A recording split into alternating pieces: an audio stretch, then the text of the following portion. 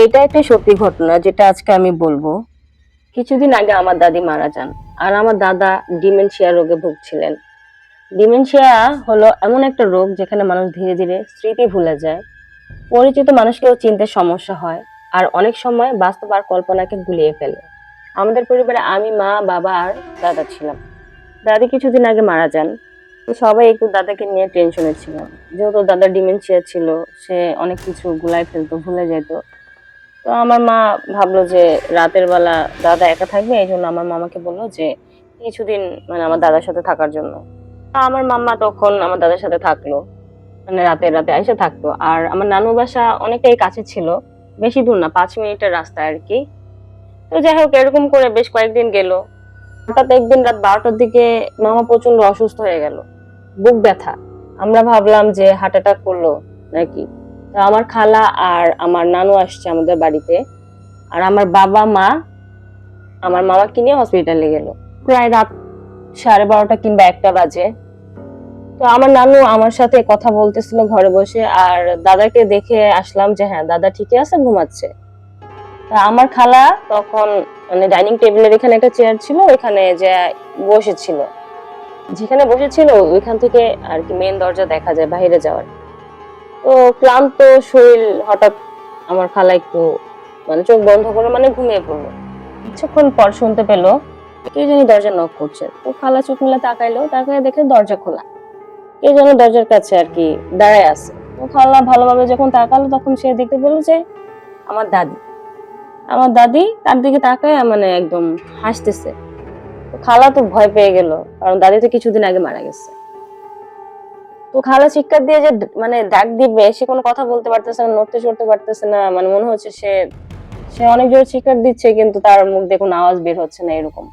তো হঠাৎ করে দেখলো যে দাদি ঘরের ভিতর আসলো, হাঁটলো, আবার বের হয়ে চলে যাচ্ছে। যাওয়ার সময় মানে খালার দিকে তাকায়া মানে কেমন হাসি দিল, আর দরজাটা অনেক জোরে মানে লাগলো এরকম মনে হইলো।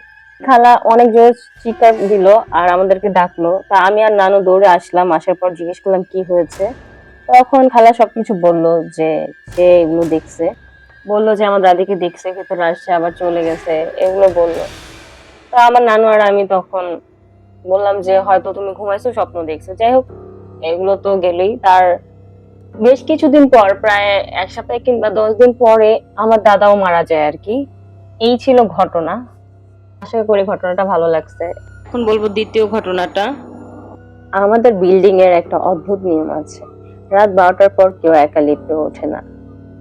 আমি আগে এটা বিশ্বাস করতাম না, কিন্তু যেটা ঘটেছে তা আজও ভুলতে পারি না। গত বৃহস্পতিবার আমার বাসায় ফিরতে রাত 1টা বেজে গেল। ক্লান্ত শরীর, ভাবলাম 10তলা পর্যন্ত সিঁড়ি দিয়ে না উঠে লিফট দিয়েই যাই। লিফটে ওঠার খানিকক্ষণ পর যখন 5তলায় আসলাম, তখন হঠাৎ করে লিফটটা মানে খুলে গেল। তখন ভাবলাম যে কেউ আসবে, কিন্তু না, কেউ আসলো না। দেখলাম ঘুটঘুটে অন্ধকার করিডোর, কেউ নেই। তো বিরক্ত হয়ে মানে ক্লোজ বাটন চাপলাম। দরজাটা যখন অর্ধেক বন্ধ হবে, তখনই কেউ একজন বাইরে থেকে হাত দিয়ে মনে হলো দরজাটা আটকে দিল। আমি এবার ভাবলাম যে এবার মনে হয় কেউ আসবে, কিন্তু না, কেউ আসলো না ভিতরে। অথচ লিফটের ওজন সেন্সরটা একদম ওভারলোড সিগন্যাল দিয়ে লাল হয়ে গেল। আমি তখন খানিকটা ভয় পেলাম, কারণ আমি ছাড়া তো লিফটের ভিতর কেউ নেই, কিন্তু লিফটের ওজন সেন্সর ওভারলোড দেখাচ্ছে। ওই মুহূর্তে অনুভব করতেছি যে লিফটের ভিতর প্রচন্ড ঠান্ডা, মানে কয়েক সেকেন্ডের ভিতরেই। দরজাও তখন বন্ধ হয়ে গেল। আমি তো মানে পিছনে তাকায় যে দেখবো তেমন সাহস পাচ্ছি না, কিন্তু কেমন জানি একটা অনুভব হচ্ছে যে পিছনে কেউ আছে, কেমন নিঃশ্বাসের শব্দ শোনা যাচ্ছে। আমিও তখন প্রচুর ভয় পেলাম। চলে আসার পর লিফট খুলে গেল, আমি আর পেছনে তাকাইনি, দৌড়ে ঘরের ভিতর চলে এলাম। আমাকে দেখে মা বলছে যে কি হয়েছে, মানে এরকম কেন। তখন আমি সব কথা খুলে বললাম যে এরকম এরকম। প্রথমে তো মা বিশ্বাস করে নাই, তারপর আমার মানে সিচুয়েশন দেখে ভাবলো যে না, কিছু তো একটা হয়েছে। মা আমাকে সান্ত্বনা দিল আর বললো যে হয়তো বা তোর মনের ভুল, এরকম কিছু তো হওয়ার কথা না, রাত অনেক হয়েছে, হয়তো ঘুমের ইয়েতে এরকম কিছু অনুভব করছিস। যাই হোক, আজও এর কোনো ব্যাখ্যা পাইলাম না যে আসলে ওই দিন কি হয়েছিল আমার সাথে। এখন আসবো তৃতীয় ঘটনাতে। আমরা যখন নতুন ফ্ল্যাটে উঠলাম, প্রথম 2 বছর সব ঠিকই ছিল, কিন্তু তারপরে ঘটলো কিছু অদ্ভুত ঘটনা। ঘটনাটা 2015 সালে। আমরা তখন একটা নতুন ফ্ল্যাট কিনি আর সেই ফ্ল্যাটে উঠি। আমাদের পরিবারে ছিল আমি, বাবা, মা, দাদা, দাদি। তো আমার বাবা বেশিরভাগ টাইমই হচ্ছে মানে তার অফিসের কাজের জন্য মাসে 20 দিন বাইরে থাকা লাগতো। তো আমরা এই কয়জনই থাকতাম বাসায়। এই ফ্ল্যাটের ওঠার প্রায় 1.5 থেকে 2 বছর পরে মানে কিছু অস্বাভাবিক ঘটনা ঘটতো প্রায় সময়। আমরা প্রায় প্রতিদিনই রাতের 1টা 2টার দিকে ঘুমাইতাম।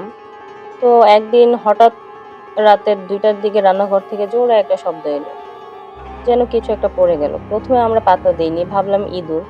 কিন্তু প্রতিদিন একই সময় একই শব্দ হতে লাগলো। তাই আমরা ইঁদুর মারার জন্য ফাঁদ পাতলাম। তো ইঁদুরও ধরা পড়লো, কিন্তু শব্দ থামলো না। একদিন রাতে জোরে শব্দ হলো, আমরা ভাবলাম বাসায় কেউ ঢুকেছে, ভাবলাম হয়তো কোনো চোর টোর ঢুকেছে। গেলাম রান্নাঘরের দিকে, দেখলাম যে না, কেউ নাই, আর কোনো জিনিস সব মানে পড়া দেখলাম না, কিন্তু আওয়াজটা আসলো কোথা থেকে তাহলে এত জোরে। তারপরে তো কিছুদিন গেল, এরপর মানে শুরু হলো আরো অদ্ভুত একটা ব্যাপার। একদিন রাতে আমরা সব মানে ঘুমানোর আগের লাইট গুলো অফ করে ঘুমাইলাম, সকালে উঠে দেখি সব লাইট জ্বালানো, কিন্তু আসলে লাইট গুলো জ্বালালো কে? যাই হোক, ভাবলাম হয়তো কেউ জ্বালাইছে, এটাও গেল। তার কিছুদিন পর আবার শুরু হলো আরেক কাহিনী। মানে জানালার গ্রিল গুলো আছে না, ওইগুলো কাঁপতেছে, কিন্তু কোনো বাতাস নাই, কোনো কিছুই নাই, জাস্ট খালি কাঁপতেছে। এরপরে আমরা একটু সবাই ভয়ই পেলাম। তখন রাত প্রায় 1:30 2টা বাজে আর কি।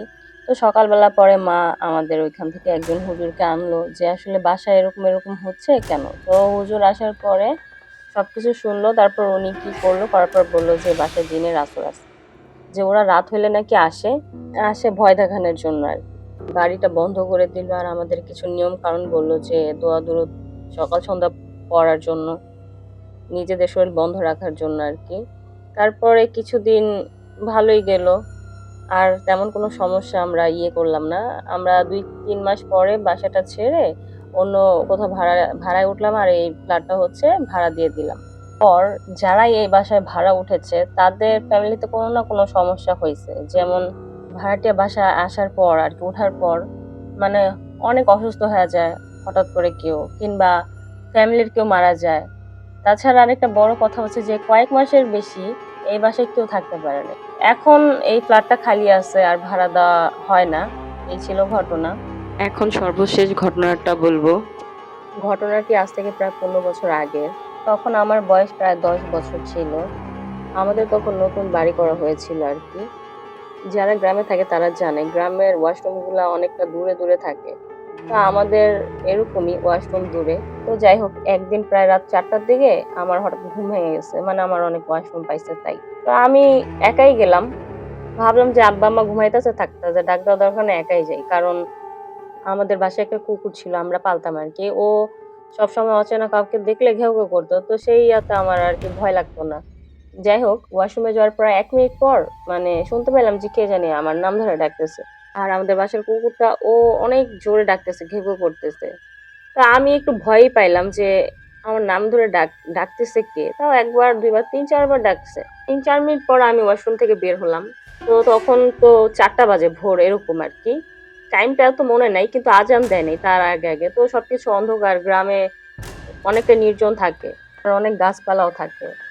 আমি হচ্ছে একটু সামনের দিকে তাকাইলাম, তাকায় দেখি যে আমাদের মানে ওয়াশরুমের পিছনে যে বাঁশের ঝাড় আছে, বাঁশ ঝাড় বলে ওটাকে, ওই বাঁশঝাড়ের উপর কে জানি পা ধুলায় বইসা আছে, পা দুটা নাড়াইতেছে, আর আমার দিকে তাকায় হাসতেছে, মানে বিকট হাসি। আমি তো দেখে অনেক ভয় পাইছি, আমি তো ছোট তখন আর কি, 10 বছর বয়স।